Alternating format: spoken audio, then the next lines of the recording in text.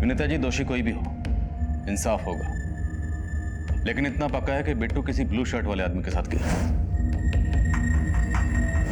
और ये जो भी था बिट्टू उसे अच्छी तरह से जानता था, क्योंकि बिट्टू अपनी मर्जी से उसके साथ गया। अब ये आदमी कौन हो सकता है?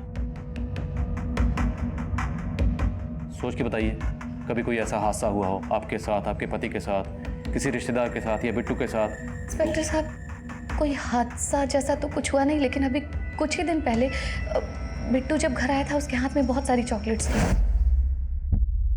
बिट्टू बिट्टू कहाँ गया था और इतनी सारी चॉकलेट कहाँ से लाया? अरे मम्मी, वो अंकल ने दिए। कौन से अंकल? अरे वो पापा के दोस्त थे ना, उन्होंने दिए। तो बिट्टू अपने पापा के किस दोस्त की बात कर रहा था? मैंने उससे पूछा, लेकिन बिट्टू ने मुझे कुछ बताया नहीं। बाद में मैंने इसके बारे में जैसे भी पूछा, लेकिन उनको भी कुछ आइडिया नहीं था। देखिए विनीता जी, हालांकि आपने हमें इस बारे में खुद कुछ नहीं कहा, लेकिन फिर भी हमें पता चला है कि आपको शक है कि मोनू की माँ और आपके पति के बीच कुछ। आपने बिल्कुल ठीक सुना है, मुझे मेरे पति के बारे में शक है। स्कॉन्ड का ढिंढोरा पीटने के लिए तुझे मैडम का घर मिला? हाँ, मुझे मैडम का घर मिला था। क्या हुआ? क्यों मारा थे उसको? अरे माँ, कहीं का नहीं छोड़ा इस लड़की ने, हमें मुंह दिखाने के लायक नहीं छोड़ा। 3 महीने से पेट से। रश्मि, ये सब क्या है रश्मि? बोल रश्मि, किसका पाप है ये? अरे मेरी तरफ क्या देख रही है? हाँ, मेरी तरफ क्या देख रही है? तुझे पता ना तेरी माँ क्यों मरी थी? हाँ? बोल। विवेक का पापा नहीं? विवेक के साथ मुंह काला कर रहा है तूने? मैं छोड़ूंगा नहीं उसको, जान से मार दूंगा। उसने कुछ नहीं किया, इसको कुछ मत कहना। तो फिर कौन है? किसका पाप अपने पेट में लेके घूम रही है तू? बता रश्मि, बता। अरे बोल क्यों नहीं रही है? किसका पाप है ये?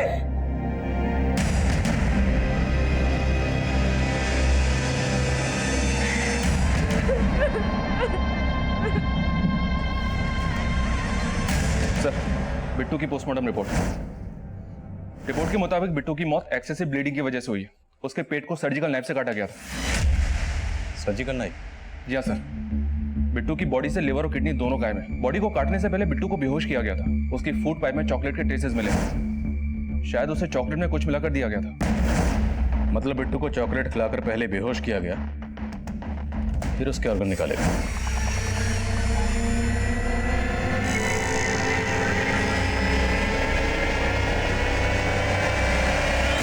देखने से तो ऐसा लग रहा है सर, ये मामला ऑर्गन स्मगलिंग रैकेट से जुड़ा है।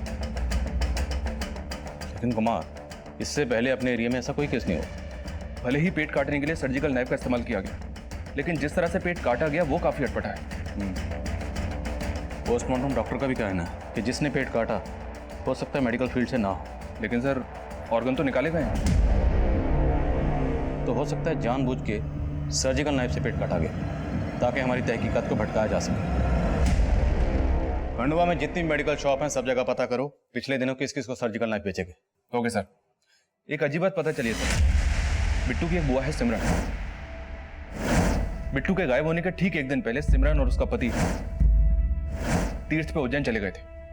तीर्थ? जी हाँ सर। पता चला है कि उनका कोई बच्चा नहीं है और उसी के लिए वो दोनों यहाँ वहाँ पीर फकीर से मिलते रहते हैं। तो तुम्हें लग रहा है कि बिट्टू की मौत के पीछे ऑर्गन स्मगलिंग नहीं, कोई तंत्र मंत्र का चक्कर? अभी तक कुछ क्लियर नहीं है सर। अगर हम तहकीकात करेंगे तो शायद कुछ निकल आए। ठीक, सिमरन और उसका पति दोनों की डिटेल निकालो। Okay sir. सर, माना कि हमें बच्चा नहीं है, पर बच्चा पाने के लिए हम बिट्टू को तंत्र मंत्र की बलि क्यों चढ़ाएंगे? तो बिट्टू के गायब होने के ठीक एक दिन पहले आप दोनों शहर से बाहर क्यों गए थे? पूजा पाठ कराने गए थे। तंत्र मंत्र तो हम मानते ही नहीं है। आप बेकार में हम पे शक जता के अपना और हमारा समय खराब कर रहे हैं।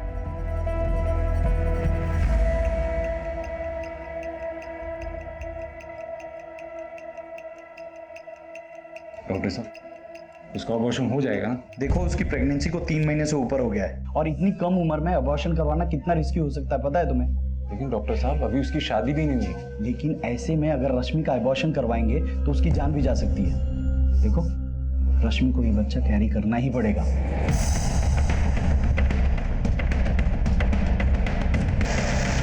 रश्मि इस केस का वो चेहरा थी जो उस वक्त हमारी नजर में नहीं आया था, लेकिन रश्मि का इस केस से एक चौंका देने वाला कनेक्शन था जिसके तार बिट्टू के मर्डर से भी जुड़े थे।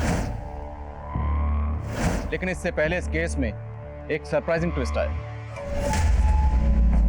चल।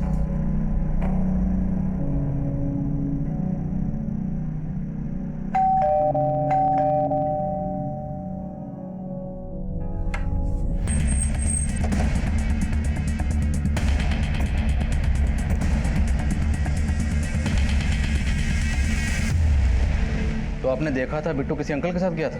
हाँ, कौन अंकल? फिल्म वाले अंकल। फिल्म वाले अंकल? हाँ अंकल, लेकिन मैं उनको नहीं जानता। उस दिन जब बिट्टू टॉयलेट करने गया था फिर वापस नहीं आया, तो मैं उसे देखने गए, वो फिल्म वाले अंकल के साथ जा रहा था। अरे बिट्टू कहाँ जा रहा है? खेलना नहीं है? अरे नहीं मोनू, मैं इन फिल्म वाले अंकल के साथ जा रहा हूँ। वो फिल्म वाले अंकल दिखते कैसे थे? पहना क्या था उन्होंने? ब्लू शर्ट पहना था। और कुछ याद है? नहीं। सर लग तो ऐसे रहे कि मोनू की माँ कहानी बना रही है, क्योंकि सबको पता है कि हम उस ब्लू शर्ट वाले आदमी को ढूंढ रहे हैं। शायद हमें भटकाने के लिए उस ब्लू शर्ट वाले आदमी को अब फिल्मी अंकल का नाम दिया गया है। मुझे लगता नहीं है सर ये फिल्म वाला कोई अंकल होगा। पर ब्लू शर्ट वाला तो है ना, जो उस दिन बिट्टू को अपने साथ ले गया। बिट्टू के दोस्तों से एक बार फिर से पूछताछ करो, वो इस फिल्मी अंकल के बारे में क्या बोलते हैं।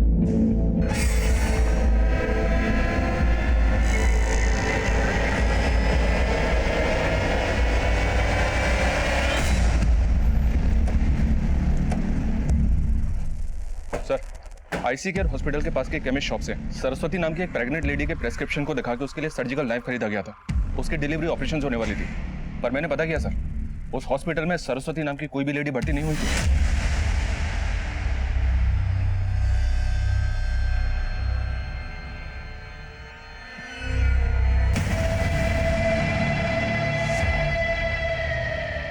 आंटी आंटी आंटी, ये रश्मि और उसके घर वाले अचानक कहाँ चले गए? मतलब कई दिनों से ताला लगा हुआ है। वो रश्मि के पापा को नई नौकरी लगी ना खंडवा में, तो सब लोग वहीं शिफ्ट हो गए। अच्छा आंटी, एक और बात, ये आपको पता है कि खंडवा में कहाँ रहते हैं? नहीं, मुझे कुछ नहीं मालूम है।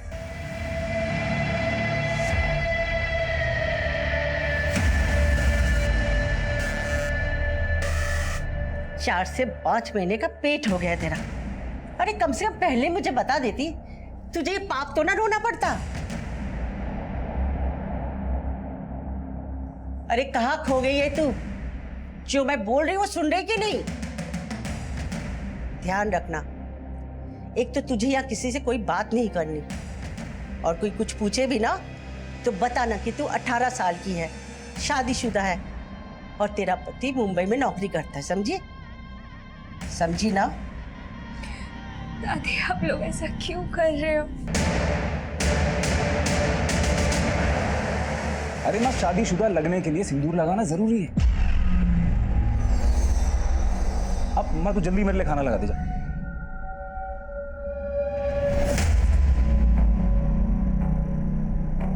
कोई चालाकी मत करना, पता है ना तेरी माँ कैसे मरी थी?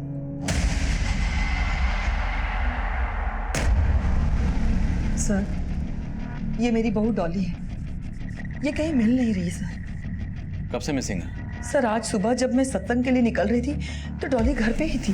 बहू, सत्संग से आके फलाहार करना है मुझे, सब तैयारी रखना। जी माँ जी। और जब मैं सत्संग से वापस आई सर तो घर पे डॉली नहीं थी। आपके और डॉली के अलावा घर पे और कौन कौन रहता है? सर मैं और मेरी बहू घर में अकेली रहते हैं। डॉली का हस्बैंड? सर मेरा बेटा भोपाल में जॉब करता है, वो वहीं रहता है। सर आप प्लीज पता कीजिए डॉली के बारे में। डॉली प्रेग्नेंट है सर। डॉली प्रेग्नेंट है? हाँ सर, तभी तो ऐसी हालत में वो इतनी देर तक बाहर नहीं रह सकती सर। मुझे उसकी बहुत फिक्र हो रही है।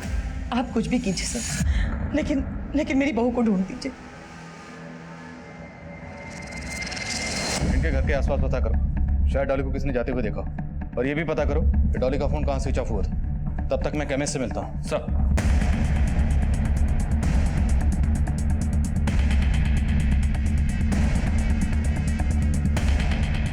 सर मैंने डॉली को दोपहर में घर से बाहर जाते हुए देखा था। डॉली कैसी है? मैं बिल्कुल ठीक हूँ, आप कैसी हैं? ठीक हो। मैं कैसे वापस कब आई? अभी 2 ही दिन हो गए। आपने बताया डॉली 2 दिन पहले अपने मायके से आई थी। उसका कोई इशू था क्या अपने ससुराल वालों से? जी सर, डॉली का अपने पति और अपने सास के साथ में बहुत झगड़ा होता था। पिछले 6 महीने से डॉली अपने मैके रहती थी। हाँ माँ, पुलिस ने क्या बोला? बोलना क्या था, कंप्लेंट लिख ली है। लेकिन ये बता कि तू कब आ रहा है? पुलिस का तो तुझे पता है ना, सब पता कर लेगी कि हमारा उसके साथ झगड़ा था। मुझे तो डर लगने लगा कहीं उल्टे सीधे सवाल करना शुरू कर दिया तो।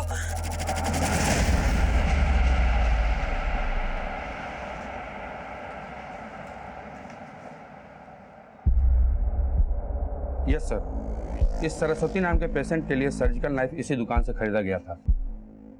और ये सर्जिकल नाइफ खरीदा किसने था? सर एक ऑटो वाला था, क्योंकि वो अपने ही ऑटो से आया था इसलिए मुझे याद है।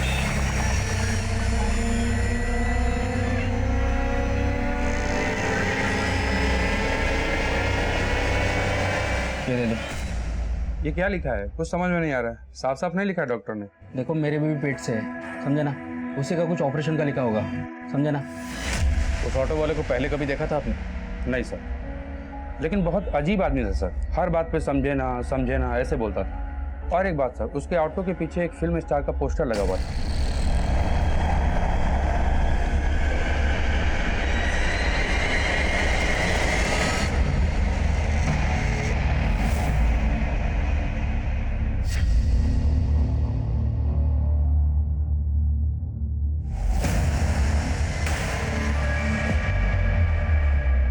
अरे अब भी किताब लेके बैठी है? अब क्या फिर से स्कूल जाने का इरादा है तेरा? पापा आप कुछ भी कर लो, अब मुझसे मेरा सपना नहीं छीन सकते। अरे जाग मुसाफिर, भोर भाई, सपने से बाहर आ। तेरे इस पेट के बच्चे ने तेरी और मेरी दोनों की किस्मत बदल दी है। यही सच है, इसका ध्यान रख। तेरे को कितनी बार बोला है खिड़की बंद रखा कर, ऐसे ही बैठ जाती है यहाँ पे।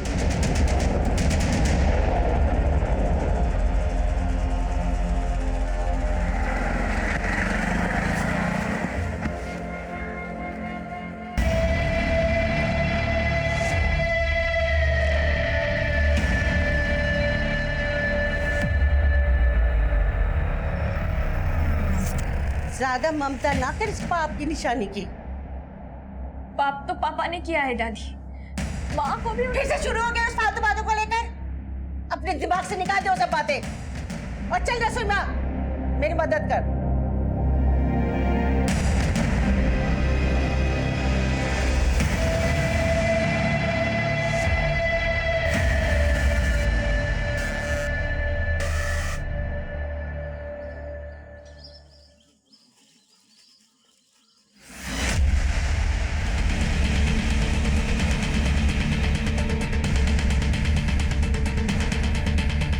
एक ऑटो वाले ने सर्जिकल नाइफ खरीदा और उस सर्जिकल नाइफ से बिट्टू का कत्ल कर दिया।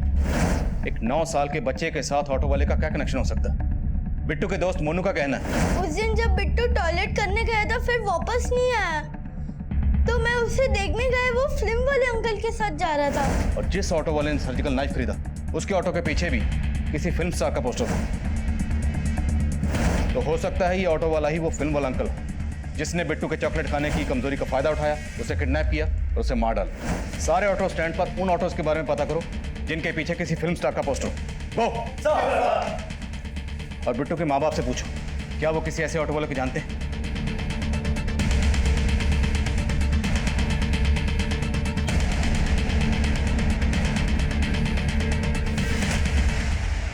बिट्टू तो रहा नहीं, अब तो मुझे भी छोड़ दोगे और उसके बाद उस औरत के साथ। अरे चुप हो जाओ विनीता, जो मर्जी कुछ भी बोल रही हो तुम। चिल्लाकर अपनी गलती छुपाने की कोशिश मत करो। मुझे अच्छे से पता है कि तुम्हारा मोनू की माँ के साथ या बाकी औरतों के साथ क्या है। घृणा आती है मुझे तुमसे, धोखा दिया है तुमने मुझे।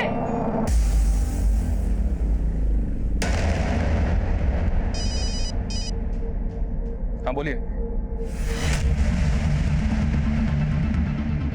सर इस एरिया में ऐसे किसी भी ऑटो वाले का पता नहीं चला है जिसके ऑटो के पीछे फिल्म स्टार का पोस्टर हो, और नहीं बिट्टू से जुड़े किसी ऐसे आदमी का पता चला है जो किसी ऑटो वाले को जानता हो।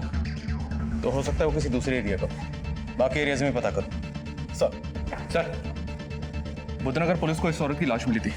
इसकी लोअर बॉडी पूरी तरह से डैमेज थी। ये तो डॉली लग रही है। जी हाँ सर, लेकिन बुद्धनगर पुलिस ने बॉडी पोस्टमार्टम के लिए भिजवाई थी। डिटेल रिपोर्ट आना भी बाकी है, पर उनका कहना है कि ये लेडी प्रेग्नेंट नहीं थी। शक्ल तो डॉली की लग रही, डॉली मिसिंग है। लेकिन डॉली प्रेग्नेंट थी। डॉली की सास और पड़ोसियों ने यही कहा था। कहानी को समझ में नहीं आ रही है सर। डॉली के मायके से पता किया तो पता चला कि डॉली की अपनी सास से ही नहीं, अपने पति से भी नहीं बनती थी। डॉली का पति उसे डिवोर्स देने वाला था, फिर अचानक से उन दोनों के बीच पैचअप हो गया। सब बोल रहे हैं कि इसकी वजह डॉली का बच्चा था।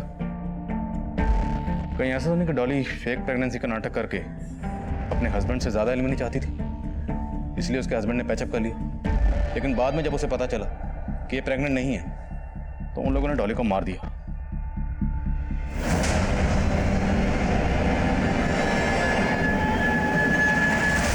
सर आप कुछ भी आरोप लगा रहे हैं हम पर।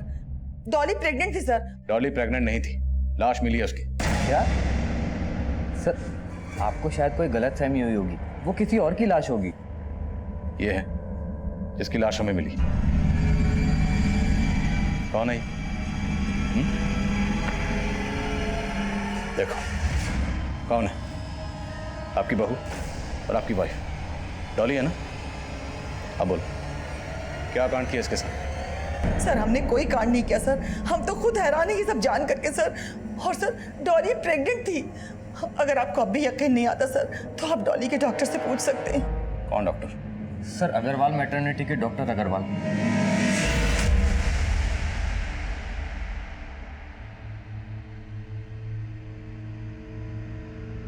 अरे रश्मि पानी देना। अरे कब आया तू? बस अभी आया। रश्मि पानी दो। अरे सो रही होगी अंदर। अरे ऐसे कैसे सो रही है? आंखों से सो रही, कानों से तो सुन रही होगी। रश्मि मैं लेके आती। नहीं मैं जाता। रश्मि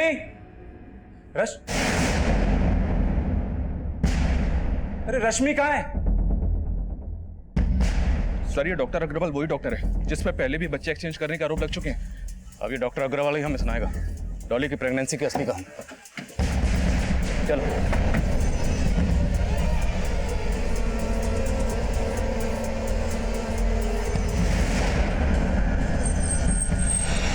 सर डॉली प्रेग्नेंट थी और 2 महीने पहले उसका मिसकैरेज हो गया था।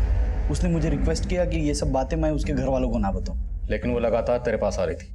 हाँ सर, लेकिन मुझे ये नहीं पता है कि वो झूठे प्रेगनेंसी का नाटक क्यों कर रही है। सुन ज्यादा होशियारी मत कर। तेरी पूरी कुंडली निकाल के हम आए। ये बता कि डॉली की फेक प्रेगनेंसी में तेरा क्या रोल था? सर वो मुझे उसने एक बच्चे का बंदोबस्त करने के लिए कहा था। ऐसे बंदोबस्त उन्होंने पहले भी किए होंगे, है ना? डॉली को किसका बच्चा देने वाला था? सर कुछ टाइम पहले हमारी क्लिनिक में एक लड़की आई थी सर, जिसकी उम्र काफ़ी कम थी और उसका बाप चाहता था कि मैं उसका अबॉर्शन करूं। देखो उसकी प्रेगनेंसी को 3 महीने से ऊपर हो गया है और इतनी कम उम्र में अबॉर्शन करवाना कितना रिस्की हो सकता है पता है तुम्हें? डॉक्टर साहब अभी उसकी शादी भी नहीं है। लेकिन ऐसे में अगर रश्मि का अबॉर्शन करवाएंगे तो उसकी जान भी जा सकती है। देखो रश्मि को ये बच्चा कैरी करना ही पड़ेगा। पर सर देखो तुम्हें बच्चा नहीं चाहिए ना? नहीं। लेकिन अपनी बेटी से अगर बच्चा कैरी करवाओगे तो मेरे पास ऑफर है। ऑफर? सर मैंने उसके बाप को 5 लाख देने का ऑफर किया सर, और वो मान भी गया। डॉली की फेक प्रेगनेंसी की कहानी तो तूने सुना दी। अब ये बता कि डॉली के मर्डर से तेरा क्या लेना देना? सर मेरा कुछ लेना देना नहीं है सर। सर डॉली डॉक्टर से 12 तारीख को मिली थी और 12 तारीख को ही वो गायब हो गई थी। हो सकता है डॉक्टर अब भी कुछ छुपा रहा है। इसे थाने बुलाओ, वहां से ठीक से पूछताछ करते हैं और इसके क्लिनिक के सीसीटीवी फुटेज में चेक करो कि डॉली वाकई उस दिन उससे मिलने आई थी या नहीं। सर और वो लड़की रश्मि, उसे और उसके बाप को दोनों को थाने बुलाओ। अरे आई क्या रश्मि? अरे आस पड़ोस में सब जगह ढूंढ रही है, कहीं कोई पता नहीं चला। तुमको देखना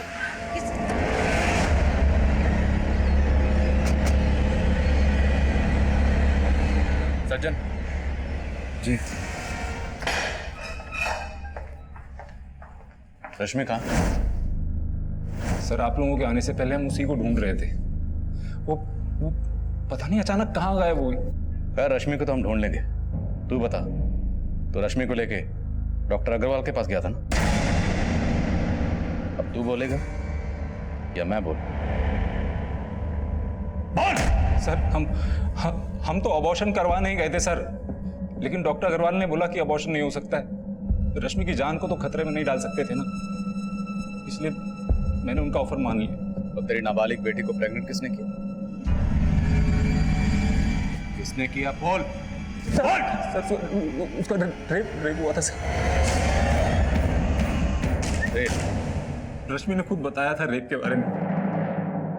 वो जहाँ काम करती थी उसका मालिक और उसके दोस्त ने उसके। यार राहुल, तूने अच्छा किया तो घर पे आ गया। जब श्वेता नहीं होती ना, दारू पीने का मजा ही अलग होता है। चीयर्स। और कुछ चाहिए आप लोगों को? ये क्या कर रहे हो आप? अरे क्या हो गया? सैलरी मैं देता हूँ तुमको, कुछ पैसे ही दे देगा। सर रश्मि के मालिक और उसके दोस्त ने रश्मि का वीडियो बना लिया था। वो वीडियो कहीं दिखा देते तो हमारी बदनामी होती, इसीलिए मैं भोपाल से खंडवा आ गया। सोचा था कि यहाँ अबॉर्शन करवा देंगे, किसी को पता नहीं चलेगा, फिर वापस चले जाएंगे। लेकिन रश्मि पता नहीं कहाँ चली गई। इतना सब कुछ हुआ, लेकिन तूने एक बार भी जरूरी नहीं समझा कि पुलिस में कंप्लेंट लिखवा। क्यों? तुझे उस डॉक्टर की तरह रेपिस्ट ने भी ऑफर किया था ना पैसे, ताकि तेरा मुंह बंद रहे।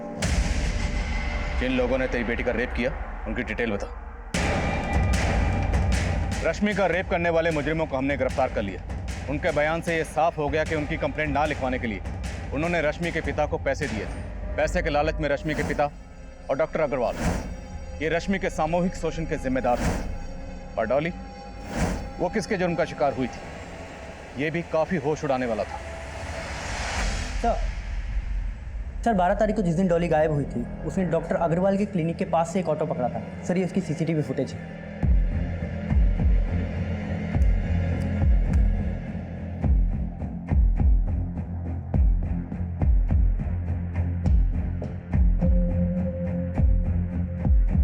ये ऑटो के पीछे किसी फिल्म स्टार का पोस्टर जैसा कुछ लग रहा है। सर केमिस्ट ने हमें बताया था कि जिस ऑटो वाले ने उसके यहाँ से सर्जिकल नाइफ खरीदा था, उसके ऑटो के पीछे फिल्म स्टार का पोस्टर था। तो सर इस ऑटो के पीछे भी फिल्म स्टार का पोस्टर है। हो सकता है ये वही ऑटो वाला हो। लेकिन सर इसकी पहचान करना मुश्किल है, क्योंकि इसके ऑटो के पीछे जो नंबर प्लेट है वो फेक है। तो हो सकता है इस ऑटो का इस्तेमाल सिर्फ क्राइम करने के लिए करता। लेकिन सर हमें इस ऑटो की कोई लीड नहीं मिल रही, तो हम इस आदमी को ढूंढेंगे कैसे? सही, तुम्हें याद है केबिन्स ने कहा था। लेकिन बहुत अजीब आदमी था सर, हर बात पे समझे ना ऐसे बोलता था, जैसे ही उसका तकिया कलाम हो। तो अब अगर ऑटो नहीं मिल रहा तो हम ऐसे ऑटो वाले को ढूंढेंगे जिसका तकिया कलाम हो, समझे ना। सर रश्मि को उसके घर के पास से एक लड़के के साथ एक ऑटो में बैठे देखा गया, सीसीटीवी में कैप्चर हुआ है।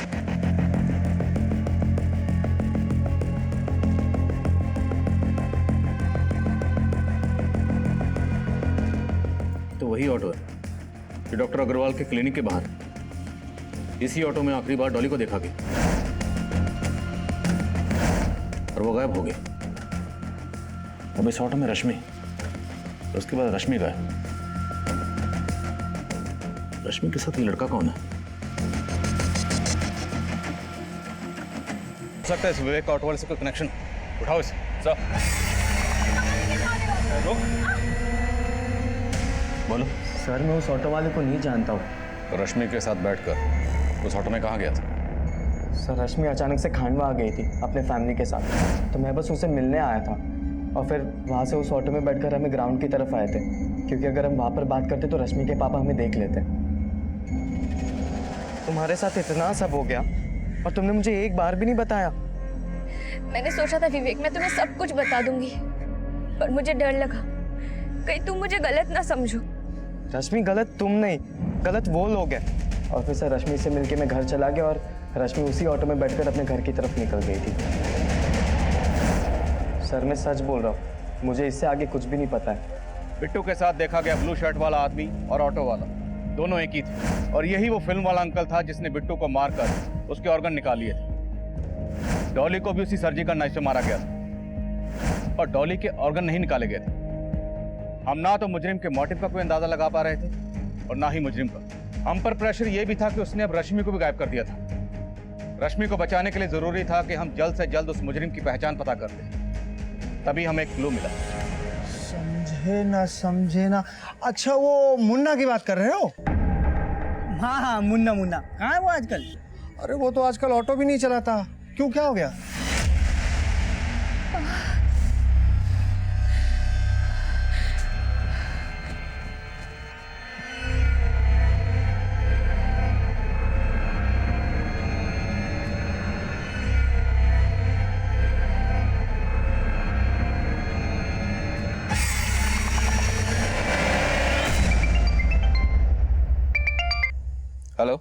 सर कुछ महीने पहले तक यहाँ खांडवा में एक आदमी ऑटो चलाता था सर, जो बिल्कुल इसी तरह समझे ना करके बात करता था सर। उसके ऑटो के पीछे भी फिल्म स्टार का पोस्टर लगा हुआ था। क्या नाम है उसका? सर मुन्ना। सर यहाँ पास के दीपला गांव का रहने वाला है।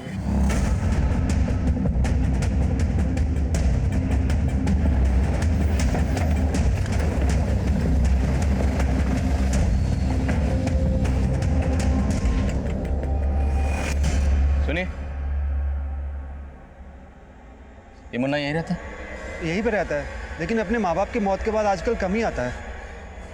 आजकल कहाँ रहता है कुछ पता?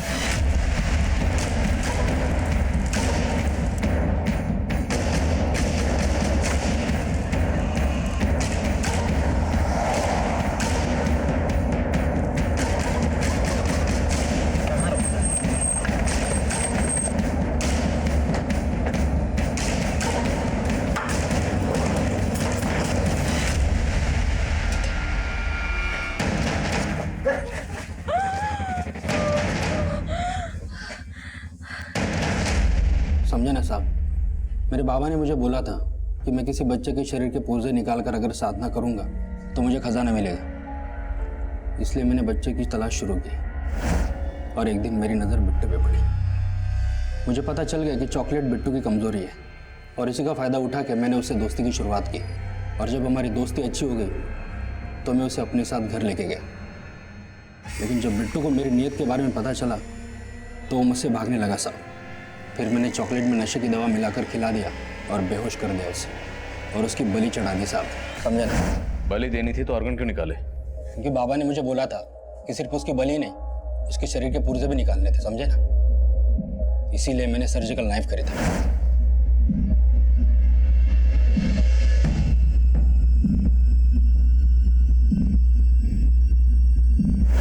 और बाबा ने यह भी बोला था साहब कि शरीर के पुर्जों को पानी में उबाल कर वो पानी पीना होगा।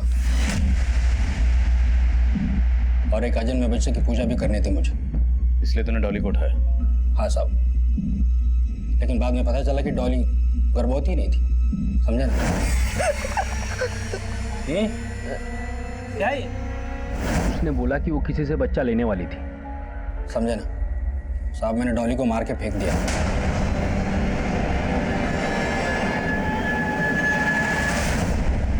फिर मैंने उस लड़की को टारगेट किया। सब कुछ ठीक चल रहा था साहब, अब अचानक से आके, समझे ना। अब तुझे हम समझाएंगे, समझे ना। समझाओ इसे। वो मुजरिम इतना सिरफिरा था कि उसने वाकई सर्जिकल नाइफ से रश्मि की कोख से उसके अजन्मे बच्चे को निकालने की तैयारी कर रखी थी। वो तो गनीमत थी कि हम वक्त रहते वहां पहुंच गए और रश्मि और उसके बच्चे को बचा लिया। मुन्ना ने जिस मकसद से इन जुर्मों को अंजाम दिया, ये अंधविश्वास का वो पागलपन था जो ताउम्र मुझे याद रहेगा। हमने जल्दी बंगाल से उसके उस्ताद, उस तांत्रिक बाबा को भी गिरफ्तार कर लिया। लेकिन सवाल ये था कि एक सरफिरा मुजरिम मुन्ना, जिसका बिट्टू, डॉली और रश्मि से दूर दूर तक कोई ताल्लुक नहीं था, आखिर उसने इन तीनों को ही अपना टारगेट क्यों बनाया? बिट्टू जब किसी अनजान आदमी से चॉकलेट लेकर घर पहुंचा तो एक जुर्म ने दस्तक दी थी। बिट्टू की मां ने अगर उस वक्त ये जानने की कोशिश की होती कि ये चॉकलेट देने वाला कौन था तो शायद बिट्टू मुन्ना के इस जुर्म से बच सकता था। लेकिन बिट्टू की मां ने जुर्म की इस दस्तक को नजरअंदाज कर दिया। फेक प्रेगनेंसी का नाटक करके डॉली ने खुद ही अपनी जिंदगी में जुर्म को न्योता दिया था। लेकिन मजबूर रश्मि की परेशानी को अगर उसके पिता ने पॉजिटिवली लिया होता तो शायद इतनी छोटी सी उम्र में रश्मि को इतनी बड़ी मुसीबतों का शिकार ना होना पड़ता। अब मैं आदिल खान आपसे इजाजत लेता हूं। आपसे फिर मुलाकात होगी एक नए केस के साथ। तब तक देखते रहिए क्राइम पेट्रोल दस्तक। मकसद बताना नहीं, बचाना है। सर, कमिश्नर साहब ने एक नए केस की फाइल भेजी।